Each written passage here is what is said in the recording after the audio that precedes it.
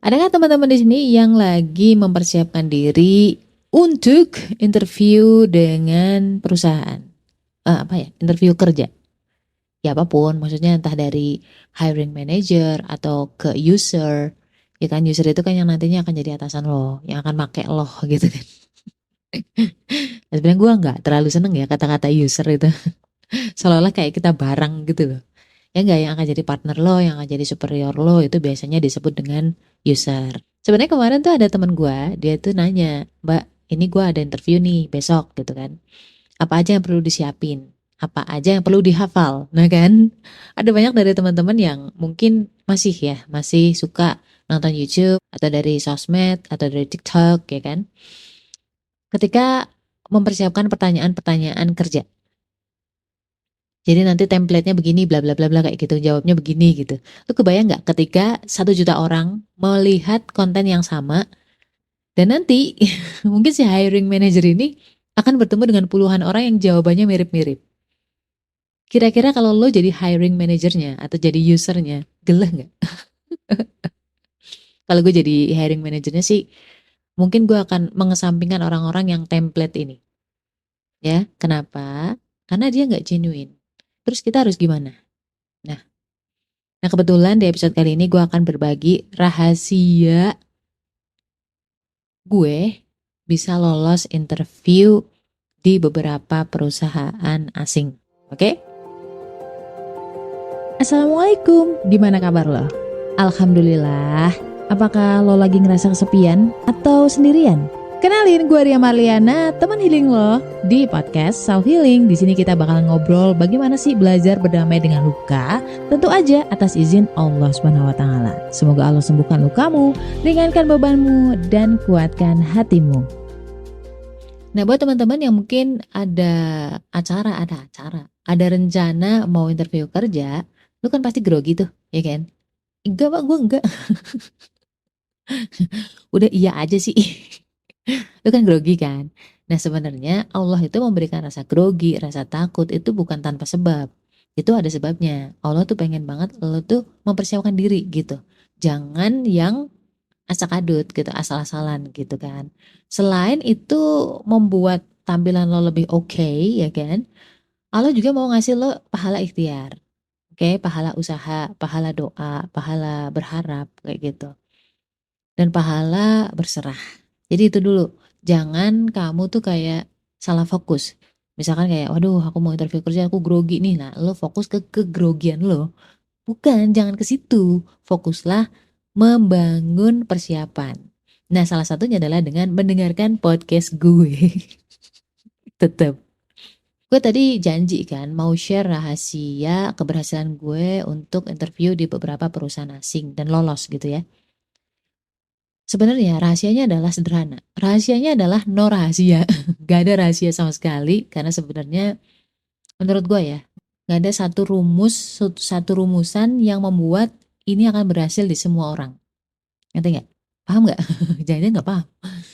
Jadi intinya gini, gak ada rahasia tertentu. Even lo mungkin ngapalin template sekalipun, itu juga belum tentu berhasil di semua orang. Karena prinsip utamanya, namanya interview kerja, itu perusahaan mencari kandidat yang cocok dengan apa yang mereka butuhkan. Oke? Bukan mencari yang terbaik, tidak ya. Jadi kalau misalkan kamu gagal interview untuk posisi contohlah sebagai seorang sales, sebagai seorang manajer apa gitu kan, manajer penjualan, manajer pembelian, purchasing, procurement, apapun itulah. Ketika lo gagal, itu bukan berarti kamu tuh bodoh gitu enggak. Begitu pun sebaliknya, ketika lo berhasil berarti lo adalah orang paling pintar sedunia gitu kan. No, salah banget. Sebenarnya karena cocok aja sama yang dibutuhkan oleh si perusahaan gitu. Cocok ini kan karakteristiknya itu luas ya. Cocok itu bukan hanya dari sisi kamu punya ilmu, tapi juga ada banyak sisi yang lain. Ya sesederhananya analoginya. Analoginya kalau misalkan lo nyari partner hidup, nyari cowok atau nyari cewek. Ya kan nggak cuma sekedar cantik, ya kan? Nggak sekedar eh, pintar, tidak sekedar dia lulusan S1 kan enggak. Bagaimana adabnya, ya kan? bagaimana diajak ngomong tuh nyambung atau enggak, terutama ini ya, komunikasinya nyambung atau enggak. Percuma lo punya pasangan cantik tapi kalau diajak ngomong hahaha hoho, enggak kan? Enggak enak. Lo harus punya partner, lo bukan cuma punya pajangan gitu loh. Kan yang dinilai itu aspeknya banyak. Makanya hal yang paling utama ketika interview kerja adalah be genuine. Jadilah diri kamu sendiri, jangan pura-pura. Be authentic. Karena dengan ini perusahaan akan tahu lo cocok atau enggak sama mereka. Selanjutnya adalah mindset. Dimulakan dari niatan kamu tuh kalau ngelamar tuh apa dulu nih. Apakah memang kamu butuh duit doang ya kan? Itu pastilah ya, semua orang hidup juga butuh duit, gak cuma elu. Nyari duit, nyari pengalaman, itu semua kan benefit buat lo aja, betul nggak? Dan semua karyawan, semua yang diinterview rata-rata pasti ngomongnya tentang beneficial mereka. Jadi ketika lo sama seperti kebanyakan ya, kamu nggak akan nyantol di otak mereka. Sesuatu yang akan nyantol di otak para penanya-penanya, interviewer, itu adalah ketika lo pertama genuine, yang kedua lo berbeda. Intinya lo punya diferensiasi. Ngomong apa toh mbak? Pokoknya intinya kamu punya nilai yang berbeda dibanding yang lain. Nggak berhenti sampai situ juga. Maksudnya lo juga bisa memberikan nilai lo yang berbeda itu ke perusahaan yang akan lo lamar itu. Gampangnya gini, ketika lo jujur tulus pengen ngasih manfaat ke perusahaan tertentu, perusahaan itu gitu ya, perusahaan yang lo lamar, itu insya Allah tuh ketangkep gitu. Mereka bisa memahami itu sampai ke hati mereka. Kalau mulainya dari hati, karena kan yang bisa menyentuh hati yang berasal dari hati. Mau apa sih? Mindset kebermanfaatan ini insya Allah tuh membuat lo lebih tenang, lebih pede, nggak manipulatif gitu. Dan poin selanjutnya, ini poin berapa ya? Poin ketiga kali ya. Poin ketiga adalah adab. Karena namanya adab, etika itu nggak akan pernah usang dimakan waktu. Dari zaman jebot sampai zaman sekarang, yang namanya orang nggak punya adab, nggak punya etika, tetap aja kita nggak seneng. Hati kita tetap aja kayak reluctant gitu loh. Kayak menolak, nggak mau bareng, pasti nggak enak buat kerja bareng sama si orang-orang gak punya adab gini kan. Makan hati cuy. Bener, bukannya fokus ke nyelesain masalah, kita akan fokus meredam emosi kita. Itu capek banget sih menurutku. Contoh paling penting adalah tidak memotong omongan. Listen more, sabar, nanti lo menjawab pertanyaan gitu. Kecuali yang interview lo adalah orangnya memang asik, dia suka untuk apa ya, dia mudah didekati, mudah untuk tiktokan, itu lebih enak. Cuma rata-rata ya jangan dulu ya di awal, kamu harus baca situasi terlebih dahulu, oke? Ini poin penting juga yang keempat adalah success story kamu. Jadi jangan terlalu template banget ya teman-teman. Kalau gue tuh lebih cenderung cerita story gue, kisah gue, karena gue tipe orang yang realistis. Gue bukan tipe orang yang gampang ngarang gitu ya, gampang ngarang atau menyusun kata-kata indah gitu. Gue nggak bisa, terus terang sulit, apalagi yang terlalu serius itu gue stres ya. Ketika gue di interview, gue cerita aja, gue pernah bekerja di sini, goalnya gue adalah ini, tugas gue gini, challenge-nya seperti ini, dan keberhasilan gue atau success story gue adalah ini, progress gue adalah ini. Tugas gue align gak sama apa yang mereka butuhkan, betul gak?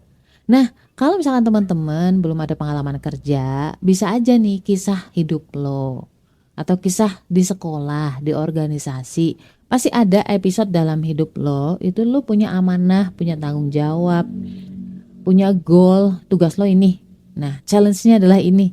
Gimana cara lo untuk mengcover atau ngomong apa sih? Menghandle itu semua. Sesederhana gini deh, anak gue aja mungkin bisa nih. Anak gue usia 7 tahun waktu itu ya kalau gak salah, 7 atau 10 tahun gitu. Gue udah ngasih job ke dia. Goalnya sederhana, cuman nyuci piring. Ini gue kasih yang contoh yang sangat sederhana. Jadi anak gue kasih kerjaan cuci piring. Setelah makan cuci piring dia sendiri sebenarnya. Tapi kan di situ ada goal, apa? Membersihkan piring kan. Tugasnya apa? Mencuci piring sebersih-bersihnya. Oke, dan tanpa membuat piring itu pecah. Dan merapikan tempat cuci piring itu kembali. Challenge-nya apa? Challenge-nya adalah dia pasti males. Awal-awal pasti males, mager. Nah, itu challenge-nya. Bagaimana dia meng-coping itu semua? Bagaimana dia menghandle perasaan malas itu, objection atau halangan itulah. Oh, karena memang ada motivasi, boleh nonton TV kayak gitu-gitulah. Sesuatu yang itu rewardnya dia. Hal sederhana itu aja itu bisa menjadi success story, dimana yang wawancara lo itu bisa tahu, oh bahwa anak ini tuh gigih ya, oh anak ini ternyata high motivated ya, kayak gitu. Jadi cari kisah-kisah hidup lo, ceritakan success story, tapi inget concise, nggak usah panjang pakai drama, no, nggak usah. Sesimpel goalnya apa, yang lo lakuin apa, challenge-nya apa, dan bagaimana kamu menghandle challenge itu semua. Tapi ingat bahwa kisah itu akan sesuai dengan apa yang mereka butuhkan. Contohnya nih, yang dibutuhkan adalah posisi sales. Tapi kamu cerita bagaimana kamu memanage atau mengorganisir buku-buku lo di rumah gitu kan. Itu kan gak nyambung, ya kan? Karena yang dibutuhkan seorang sales adalah kegigihan dan kreativitas. Sedangkan yang lo ceritakan dengan menata buku di rumah itu adalah well organized. Well organized ini biasanya lebih ke administratif, lebih cocok ke situ, atau ketelitian itu kan lebih ke admin, ya kan, atau admin gudang, ya kan, atau kepala gudang. Hal kayak gitu kan gak nyambung. Nah ini lo harus perhatiin banget. Nah setelah success story, hal yang paling banyak kelewat dari teman-teman adalah ketika dikasih kesempatan untuk bertanya. Insya Allah kita lanjut ke part 2 di minggu depan ya.